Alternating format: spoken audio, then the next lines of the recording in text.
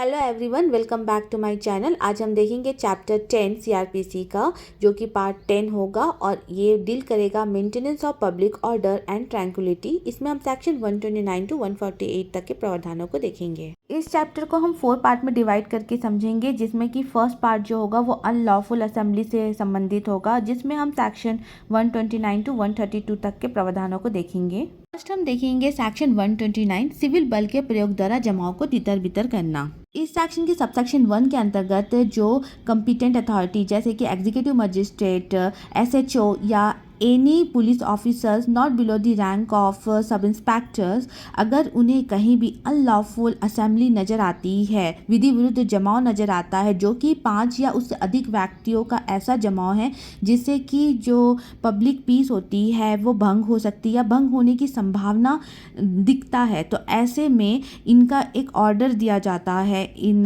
Competent authority के द्वारा कि आप उस असेंबली को ब्रेक कर दीजिए।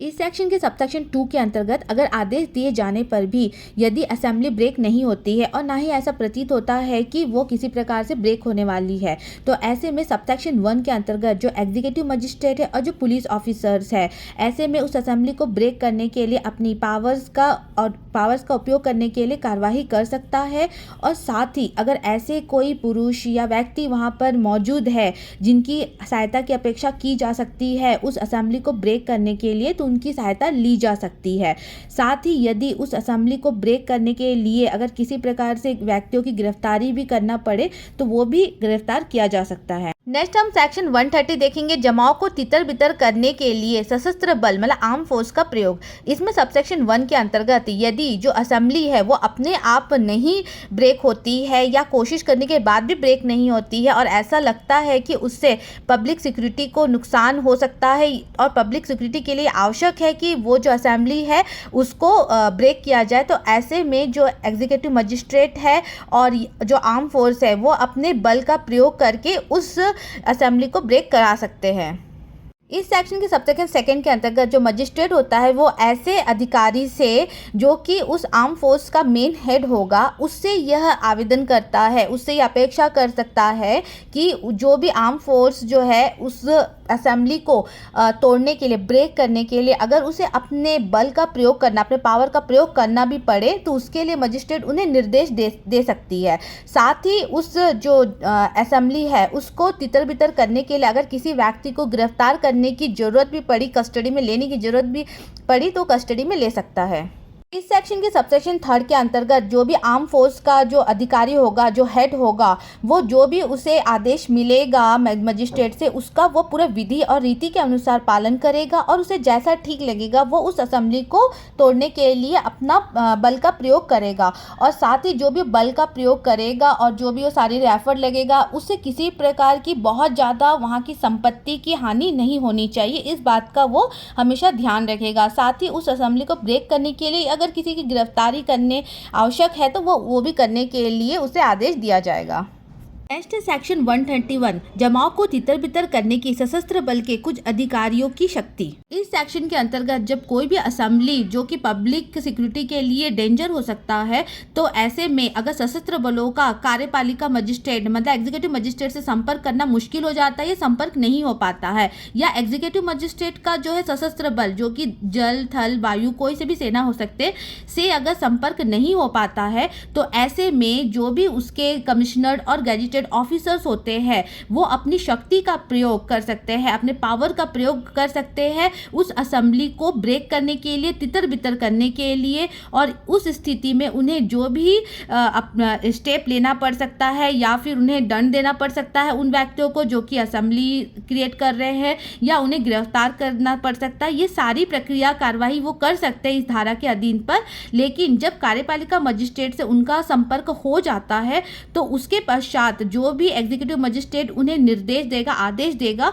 उसे उन्हें मानना होता है। नेक्स्ट हम देखेंगे सेक्शन 132 पूर्ववर्ती धाराओं के अधीन किए गए किसी भी कार्य के लिए अभियोजन से संरक्षण। इस सेक्शन के अंतर्गत जितने भी हमने पहले के सेक्शन देखे हैं, सेक्शन 129, सेक्शन 130, सेक्शन 131 के तहत किए जाने वाले किसी भी कार्य के लिए किसी भी व्यक्ति के खिलाफ किसी भी आपराधिक न्यायालय में कोई भी मुकदमा नहीं चलाया जाएगा। इस सेक्शन के अंतर्गत जितने भी व्यक्ति, चाहे वो सशस्त्र बल के अधिकारी हो चाहे वो अन्य व्यक्ति हो, अगर उन्होंने असेंबली को ब्रेक करने के लिए आदेशों के साथ में काम किया था तो उनके विरुद्ध में किसी भी न्यायालय में आपराधिक कार्यवाही नहीं चलाई जा सकती है अगर उन्होंने गुड फेथ में कार्य किया है। यदि उन्होंने नॉइसेंस क्रिएट करने के लिए या फिर किसी प्रकार का आपराधिक कांड कर रहे हैं तो उनके विरुद्ध कानूनी कार्रवाई की जा सकती है। नेक्स्ट हम पार्ट बी देखेंगे जो कि पब्लिक न्यूसेंस है, जिसमें सेक्शन 133 टू 143 तक के प्रावधान दिए गए हैं। हम सेक्शन 133 देखते हैं जो कि न्यूसेंस हटाने के लिए सशर्त आदेश। इसके संबंध में आदेश कौन दे सकता है? District magistrate, sub divisional magistrate और एग्जीक्यूटिव मजिस्ट्रेट। इन्हें अथॉरिटी दी गई है आदेश देने की। अब आदेश किसके संबंध में देंगे? अगर इन अथॉरिटी को किसी पुलिस अधिकारी से रिपोर्ट में या फिर किसी भी व्यक्ति से ये इत्तिला मिलती है, मतलब विथ प्रूफ के साथ में, तो किसके संबंध में इत्तिला मिलेगी? ए, अगर किसी भी लोक मार्ग, मतलब जो कि एक साधारण रास्ता है जहाँ से कि समस्त व्यक्तियों का आना जाना संभव होता है, अगर उस रास्ते में किसी प्रकार का रुकावट आ गया है, बाधा आ गया है या न्यूसेंस क्रिएट होता है तो उसको हटाने के संबंध में। बी में कहता है कि यदि कोई एक ऐसा व्यक्ति है, कोई एक ऐसा बिजनेस कर रहा है और उस बिजनेस से अगर जो पब्लिक पीस होती है उसे डेंजरस होने का खतरा होता है तो ऐसे में उसे हटा दिया जाना चाहिए, उस बिजनेस को हटा दिया जाना चाहिए। सी में क्या कहता है कि यदि कोई एक ऐसा बिल्डिंग कंस्ट्रक्ट किया जा रहा है जिसमें कि ऐसे मटेरियल्स का यूज़ हो रहा है जो कि डेंजरस है या उससे निकलने वाले रसायन से डेंजरस हो सकता है तो उसे भी हटा दिया जाना चाहिए।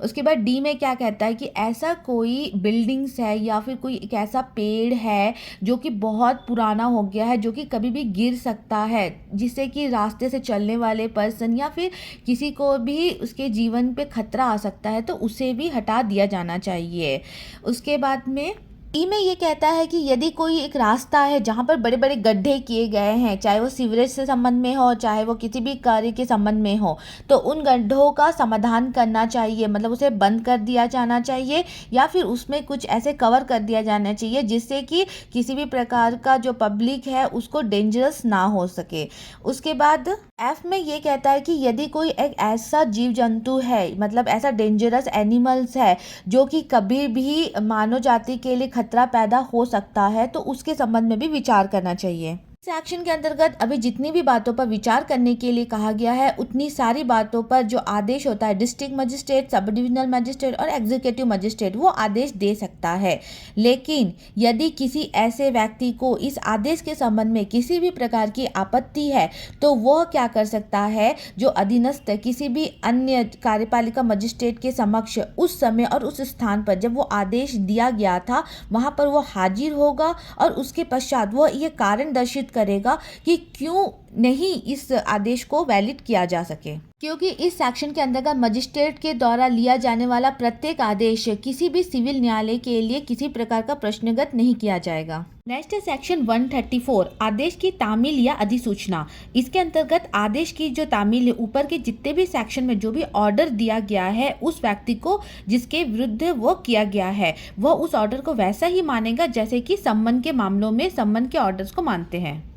साथ ही अगर वह व्यक्ति उस ऑर्डर की तामील सही प्रकार से नहीं करता है तो जो नोटिफिकेशन होता है उसको जो भी पब्लिश करना है वो स्टेट गवर्नमेंट जो भी रूल्स और रेगुलेशन डायरेक्ट करेगी उसी प्रकार से ऐसे स्थान पर वो नोटिफिकेशन को चिपका देना है जिससे कि उस व्यक्ति तक वो इन्फॉर्मेशन आसानी से पहुंच सके। नेक्स्ट है सेक्शन 135 जिस व्यक्ति को आदेश संबोधित है वह उसका पालन करेगा या कारण दर्शित करेगा। इस सेक्शन के अंतर्गत वह व्यक्ति जिसके विरुद्ध आदेश दिया गया, ऑर्डर दिया गया है, पहला तो वो जो परफॉर्म करेगा वो उसी मैनर पे करेगा जो कि ऑर्डर में दिया गया है। दूसरा है कि अगर वो ऑर्डर के अनुसार उसे हाजिर होना रहेगा, अगर वो हाजिर नहीं होता है तो वो उसके लिए पर्याप्त कारण दर्शित करेगा। नेक्स्ट हम देखेंगे सेक्शन 136, उसके ऐसा करने में असफल रहने का परिणाम। इस सेक्शन के अंतर्गत वह व्यक्ति जो सेक्शन 135 में दिए गए ऑर्डर्स के संबंधित अगर वो हाजिर नहीं होता है और ना ही कोई कारण दर्शित करता है, तो ऐसे में आईपीसी के सेक्शन 188 के तहत उससे पेनल्टी ली जा सकती है या फिर उसे नोटिस भी इशू किया जा सकता है या आदेश को अंतिम कर दिया जाएगा। नेक्स्ट है सेक्शन 137, जहां लोक अधिकार के अस्तित्व से इनकार किया जाता है वहां प्रक्रिया। इस सेक्शन का जो सबसेक्शन फर्स्ट है, इसके अंतर्गत क्या कहा गया है कि वह मार्ग मतलब वह रास्ता या नदी या तालाब या कोई भी स्थान जो उपयोग में आम जनता के आता है, अगर उस रास्ते के मध्य यदि किसी प्रकार का बाधा आ जाता है, जैसे कि वो रास्ता को बंद कर दिया गया है या फिर कोई दीवार खड़ी कर दी गई है या फिर कोई भी न्यूसेंस वहाँ पर क्रिएट होता है या किसी खतरे का कोई भी संकेत होता है, तो ऐसे के लिए क्या किया गया है, सेक्शन 133 के अधीन एक आदेश दिया गया है मजिस्ट्रेट के द्वारा उस व्यक्ति को जिसके विरुद्ध ये कार्रवाई चलनी है। तो उस व्यक्ति को जब आदेश दिया जाता है, अगर वो ये मानने से इनकार कर रहा है कि नहीं वो जो जगह है वो उसकी प्राइवेट है ना कि पब्लिक है, तो ऐसे में उस व्यक्ति को हाजिर होना पड़ेगा कोर्ट में और वहाँ पर हाजिर होने के बाद उसे पर्याप्त सबूत देना पड़ेगा, वहाँ पर उसको जस्टिफाई करना पड़ेगा कि वो जो जगह है वो उसकी प्राइवेट अधिकार के अंतर्गत है। तो इसी के लिए वो ऐसा करता है, तो जो मजिस्ट्रेट होता है धारा 138 के अंतर्गत कार्रवाई करने से पहले क्या करेगा, इस सेक्शन के अंतर्गत वो उसकी इन्वेस्टिगेशन करेगा। नेक्स्ट है सबसेक्शन 2 के अंतर्गत जो मजिस्ट्रेट द्वारा इंक्वायरी पर जो भी रिजल्ट सामने आता है उसके आधार पर यदि वह संपत्ति जो है वो पब्लिक होती है, तो ऐसे में जो प्रोसीडिंग होती है वो सेक्शन 138 के अनुसार आगे बढ़ाई जा सकती है। लेकिन अगर वह साक्ष्य के आधार पर वो सत्य निकल जाता है कि नहीं वो उसकी प्राइवेट ही प्लेसेस है, तो ऐसे में कार्रवाई को रद्द भी किया जा सकता है। नेक्स्ट है सेक्शन 138, जहां वह कारण दर्शित करने के लिए हाजिर है वहां प्रक्रिया। इस सेक्शन के अंतर्गत कंप्लीट प्रक्रिया बताई जाएगी। इस सेक्शन के अंतर्गत सबसेक्शन 1 में यदि वह व्यक्ति जिसके विरुद्ध सेक्शन 133 के अधीन ऑर्डर जारी किया गया था वो हाजिर होता है और आदेश में जो भी कारण है वो दर्शित करता है और इसके आधार पर जो मजिस्ट्रेट होता है वो उससे क्या करेगा, प्रूफ लेगा, एविडेंस लेगा, जैसे कि वो सम्मन के मामलों में लेता है। सबसेक्शन 2 में जो भी इंक्वायरी होगी वो ओरिजिनल ऑर्डर पर की जाएगी और इंक्वायरी के बाद जो मजिस्ट्रेट है वो ओरिजिनल ऑर्डर पर या उसे कंफर्म कर सकती है या उस पर भी मॉडिफिकेशन कर सकती है। अगर इंक्वायरी में ये पता चल जाएगा कि ये उसकी प्राइवेट प्लेसेस है, तो ऐसे में जो भी कार्रवाई होगी आगे नहीं की जाएगी। नेक्स्ट हम देखेंगे सेक्शन 139, स्थानीय अन्वेषण के लिए निर्देश देने और विशेषज्ञ की परीक्षा करने की मजिस्ट्रेट की शक्ति। इस सेक्शन के अंतर्गत मजिस्ट्रेट जो है वो सेक्शन 137 और सेक्शन 138 के अधीन जो भी उसके पर्पस के अनुसार जो भी इंक्वायरी करेगा वो क्या होगा, ऐसे व्यक्ति के द्वारा वो ठीक समझे जो कि लोकल इन्वेस्टिगेटर्स हो के निर्देश पर दे सकता है या फिर किसी ऐसे एक्सपर्ट को वो सम्मन कर सकता है कि वो उसकी परीक्षा करे, वो उसकी एग्जामाइन करे। नेक्स्ट है सेक्शन 140, मजिस्ट्रेट की लिखित अनुदेश आदि देने की शक्ति।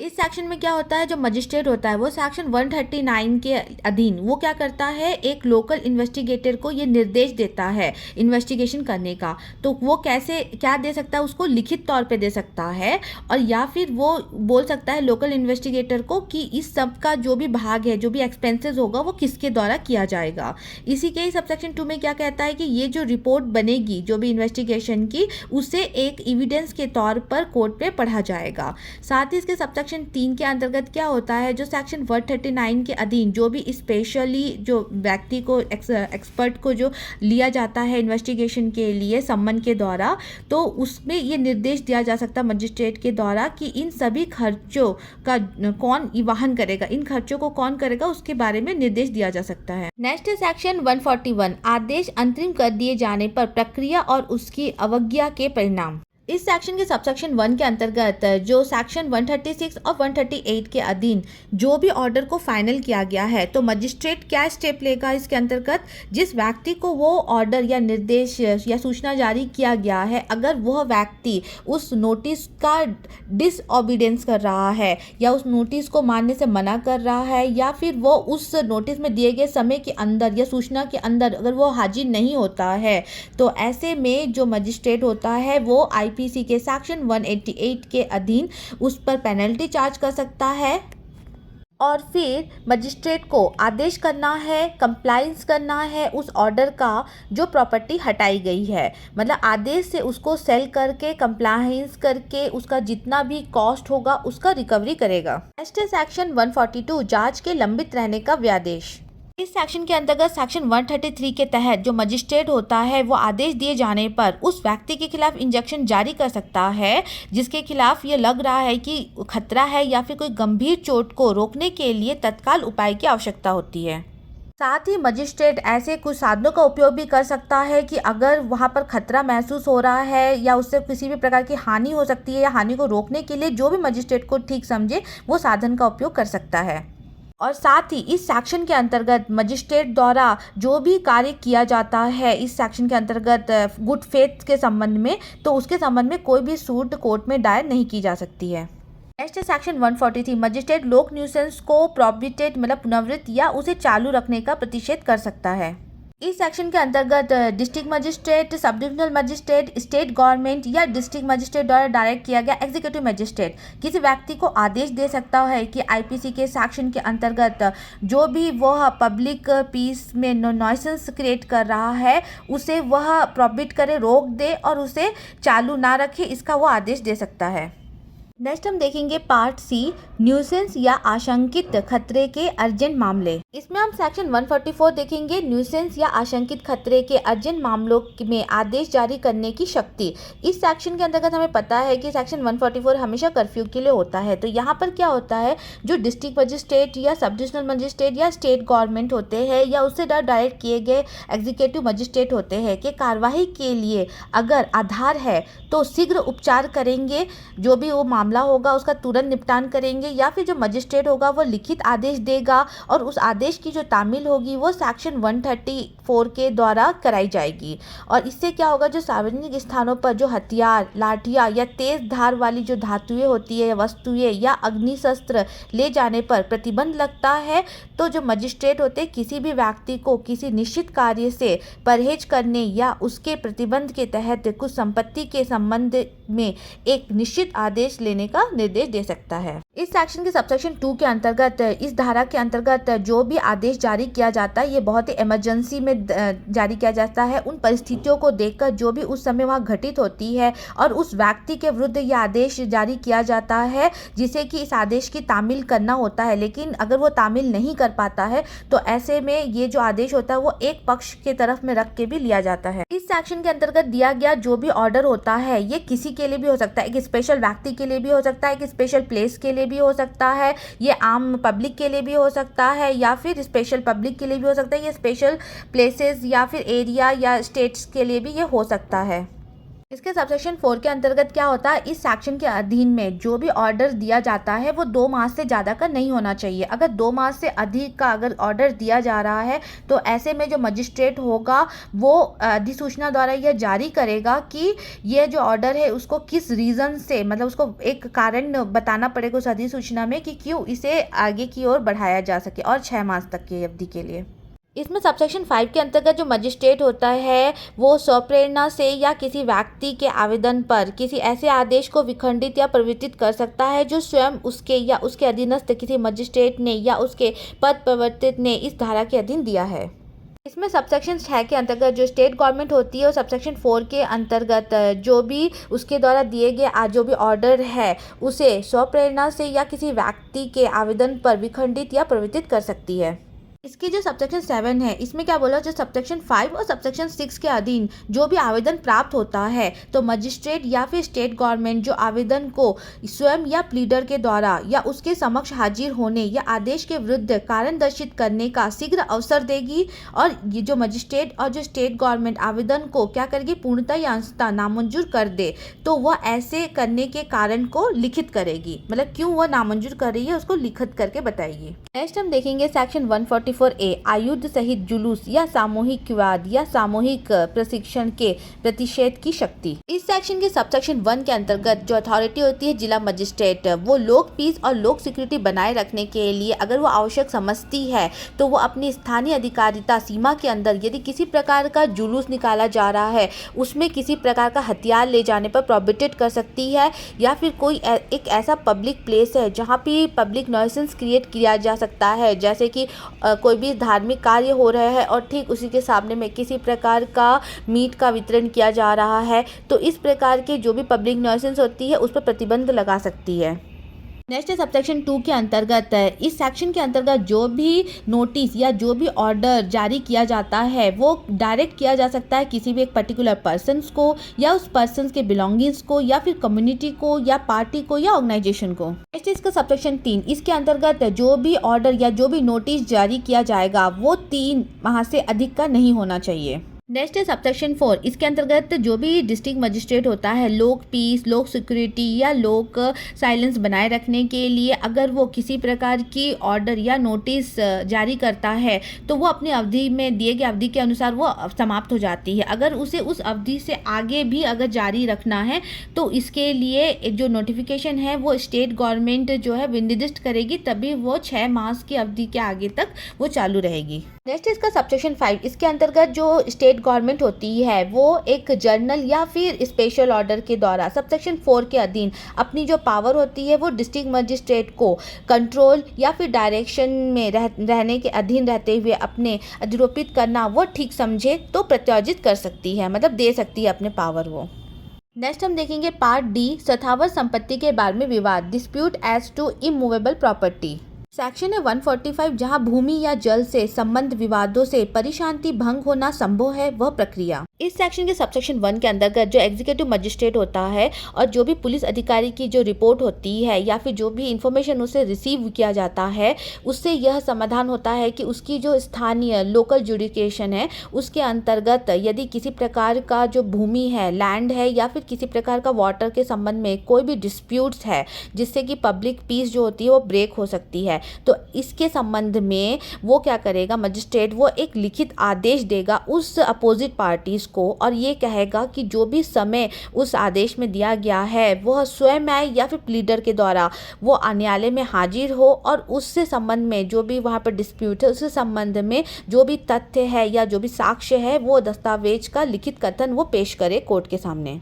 इसके सबसेक्शन 2 के अंतर्गत जो भी लैंड और जो वाटर है इसके अंतर्गत क्या क्या इंक्लूड हो सकता है, बिल्डिंग्स, मार्केट, फिशरीज, क्रॉप्स और the other products of the lands और the rents and the profit, any such kind of property includes हो सकते हैं। इस सेक्शन के अंतर्गत जो भी ऑर्डर इशू किया जाता है जिस व्यक्ति के लिए किया जाता है ये उसकी तामील उसी प्रकार से करेगा जैसे कि संबंध मामलों में किया जाता है और कम से कम उसकी एक प्रति होती है ऐसे लोकल एरिया में चिपका दिया जाएगा जहां पर कि यह आसानी से सबको दिखे।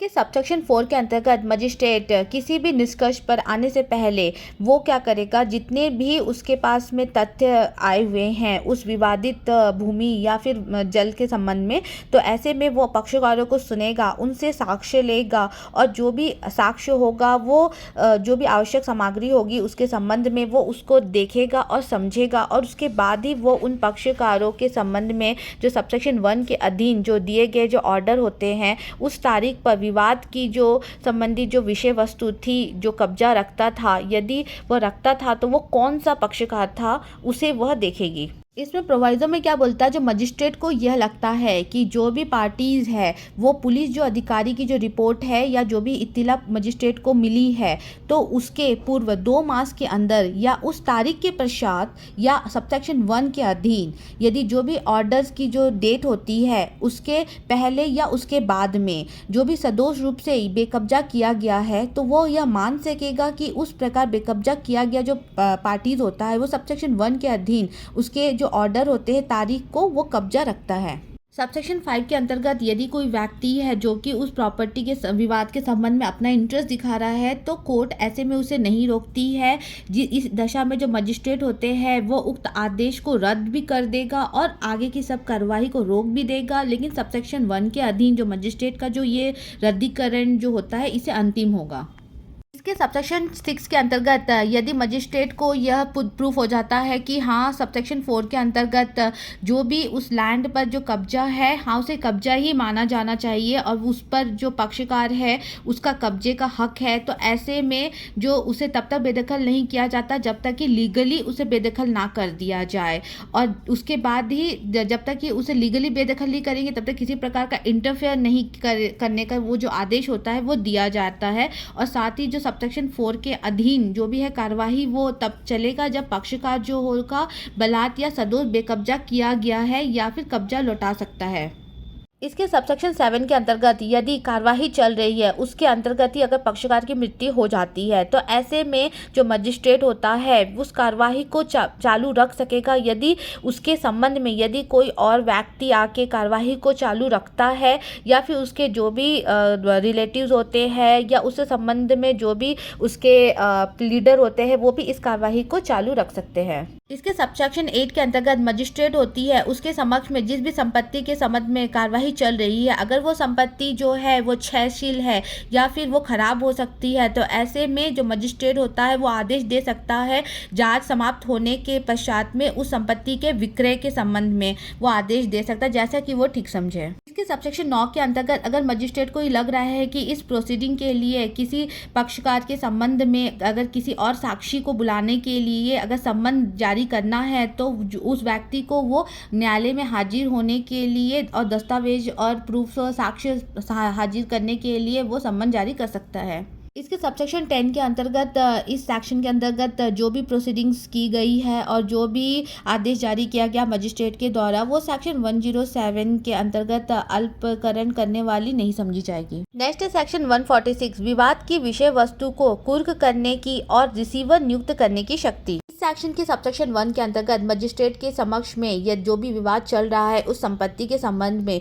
यदि मजिस्ट्रेट समाधान नहीं कर पाता है उसे लग रहा है कि इस प्रॉपर्टी से जो पीस हो सकता है पब्लिक पीस हो सकता है वो भंग हो सकता है, तो ऐसे में वो क्या करेगा उस प्रॉपर्टी को सीज कर लेगा और उस प्रॉपर्टी को वो तब तक रिलीज नहीं करेगा जब तक कि जो सक्षम न्यायालय उसके कब्जे के हकदार या व्यक्ति होने के बारे में उसके पक्षकारों के अधिकारों का अवधारणा नहीं कर देता है। इसी के प्रोवाइजो में बोल रहा है यदि मजिस्ट्रेट का समाधान हो जाता है तो जो भी उसने उस परिशांति भंग होने से रोकने के संबंध में जो भी प्रॉपर्टी को सीज किया था वो प्रॉपर्टी उससे वो वापस कर देगा। इसके सबसेक्शन 2 के अंतर्गत जो मजिस्ट्रेट जो भी उस संपत्ति को जो विवाद में थी उसे जो भी फीस करता है यदि उसके संबंध में जो सिविल कोर्ट होता है उसके संबंध में किसी प्रकार का रिसीवर नियुक्त नहीं होता है तो ऐसे में जो मजिस्ट्रेट होता है वो रिसीवर्स का इंतजाम कर सकता है उस संपत्ति की देख रेख करने के लिए जो भी वो उचित समझता है और जो रिसीवर वो नियुक्त कर सकता है जिसको कि मजिस्ट्रेट जो होता है वो सारे अधिकार व शक्तियां देगा जो कि सिविल प्रक्रिया संहिता के 1908 के अधीन रिसीवर को प्राप्त होती है। इसमें प्रोवाइजो में बोल रहा है कि जो कि विवाद के संबंध में जो भी रिसीवर होता है वो सिविल कोर्ट जो है बाद में यदि वो नियुक्त करता है तो मजिस्ट्रेट अपने द्वारा नियुक्त किए गए रिसीवर को आदेश देगा कि जो भी रिसीवर को सिविल कोर्ट ने रिसीव किया है उस रिसीवर को जो विवादित जो भी कब्जा वाली सीज की गई जो संपत्ति है वो उसे हस्तांतरित कर दे और वह जो रिसीवर जिससे मजिस्ट्रेट ने नियुक्त किया था वो उसे उस कार्य से उन्मोचित कर देगा और ऐसे कई अनुषंगिक या परिणामिक आदेश कर सकेगा जो भी न्याय संगत है। नेक्स्ट हम देखेंगे सेक्शन 147 भूमि या जल के उपयोग के अधिकार से संबंध विवाद। इस सेक्शन के अंतर्गत जो भूमि या जल के उपयोग के अधिकार के संबंध में यदि एग्जीक्यूटिव मजिस्ट्रेट को या पुलिस अधिकारी की रिपोर्ट में या इत्तिला के आधार पर यह पता चलता है कि उसी के ही सीमा के अंतर्गत ऐसा कोई भी अधिकार है या फिर कोई भी विवाद हो रहा है जिससे कि जो पब्लिक पीस होता है वो परिशांति भंग होने की संभावना है, तो ऐसे में मजिस्ट्रेट के द्वारा उस पक्षकार को एक लिखित आदेश निर्दिष्ट किया जाएगा कि वो कोर्ट के समक्ष में इस तारीख को और इस समय को अपने प्लीडर के साथ में हाजिर हो उन दस्तावेजों के साथ में जो कि उस विवाद के संबंध में है।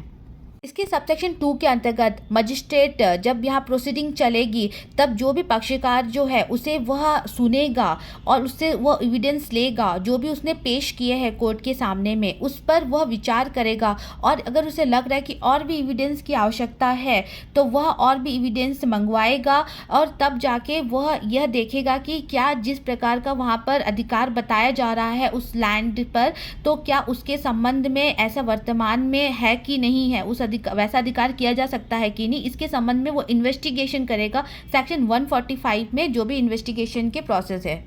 इसके सबसेक्शन 3 के अंतर्गत यदि मजिस्ट्रेट को ये प्रूफ हो जाता है कि हाँ वर्तमान में ऐसा कोई अधिकार है, तो ऐसे में जो भी उस अधिकार के संबंध में हस्तक्षेप कर रहा है, डिस्प्यूट कर रहा है कि इसके संबंध में अधिकार के संबंध में, तो ऐसे में जो मजिस्ट्रेट होता है उस डिस्प्यूट को हटाने के संबंध में जो भी उसमें बाधा डाल रहे हैं उसके संबंध में वो आदेश पारित कर सकता है। इसके सबसेक्शन 4 के अंतर्गत जो सेक्शन 145 के सबसेक्शन 1 के अधीन यदि कोई प्रोसीडिंग्स चल रही है तो मजिस्ट्रेट को यह मालूम पड़ता है कि ये जो भी डिस्प्यूट्स है वो लैंड और वाटर के उपयोग के संबंध में अभिकथित अधिकार के बारे में है, तो यह अपने जो भी रीजंस होंगे उसे वह नोट करेंगे और उसके पश्चात भी वो इस प्रोसीडिंग को चालू रखेंगे मानो कि यह सबसेक्शन 1 के अधीन प्रारंभ की गई हो। और साथ ही जब सबसेक्शन 1 के अधीन प्रारंभ की गई किसी भी प्रोसीडिंग में मजिस्ट्रेट को यह मालूम पड़ता है कि जो भी डिस्प्यूट्स है वो सेक्शन 145 के अधीन प्रोसीडिंग की जानी चाहिए, तो वह अपने जो भी रीज़न है उसे लिखेगा, लिखने के पश्चात वो कार्रवाई को चालू रखता है मानो कि यह सेक्शन 145 के सबसेक्शन 1 के अधीन प्रारंभ की गई है। नेक्स्ट है सेक्शन 148 स्थानीय जांच। इस सेक्शन के अंतर्गत जब कभी भी सेक्शन 145, सेक्शन 146 या 147 के प्रयोजन के लिए कभी भी लोकल इन्वेस्टिगेशन की आवश्यकता होती है तो जो डिस्ट्रिक्ट मजिस्ट्रेट होता है, सब डिविजनल मजिस्ट्रेट, ये दो अथॉरिटी होती है, वो अधीनस्थ किसी भी मजिस्ट्रेट को जांच के लिए प्रतिनियुक्त कर सकता है और ऐसे में वो उसे लिखित अनुदेश देगा और उसके मार्गदर्शन के लिए जो भी आवश्यक प्रतीत होता है वो वैसे वो घोषित कर सकता है और जांच की जितने भी आवश्यक व्यय होंगे उसका कोई भी पार्ट या फिर किसके द्वारा दिया जाएगा यह भी निर्दिष्ट करता है। इसके सबसेक्शन 2 में ऐसे प्रतिनियुक्त व्यक्ति की रिपोर्ट को मामले में एक एविडेंस के रूप में पढ़ा जाता है। इसके सबसेक्शन 3 के अंतर्गत जो सेक्शन 145, 146 और 147 के अधीन जो भी प्रोसीडिंग्स में जितने भी खर्चे हुए हैं और पक्षकारों के जो खर्चे किए गए हैं उसके संबंध में मजिस्ट्रेट ये निर्देश दे सकता है कि ये खर्चे किसके द्वारा दिए जाएंगे, पक्षकार के द्वारा दिए जाएंगे या कार्यवाही जो प्रोसीडिंग के जो अन्य पक्षकार द्वारा होते हैं उनके द्वारा दिए जाएंगे, ये पूरे दिए जाएंगे कि कुछ भाग दिया जाएगा, या फिर उन खर्चों के अंतर्गत जो भी साक्षी होते हैं या फिर जो लीडर होती है उनकी फीस के बारे में भी होता है, तो ये किसके द्वारा दिए जाएंगे, ये सभी जो होता है कोर्ट जो होता है जैसा उचित समझे उसके अनुसार वो आदेश देता है। के साथ ही हमारा आज का वीडियो यहीं समाप्त होता है। हम फिर मिलेंगे आपको नए कंटेंट के साथ। आई होप कि आपको वीडियो पसंद आया होगा। Thank you.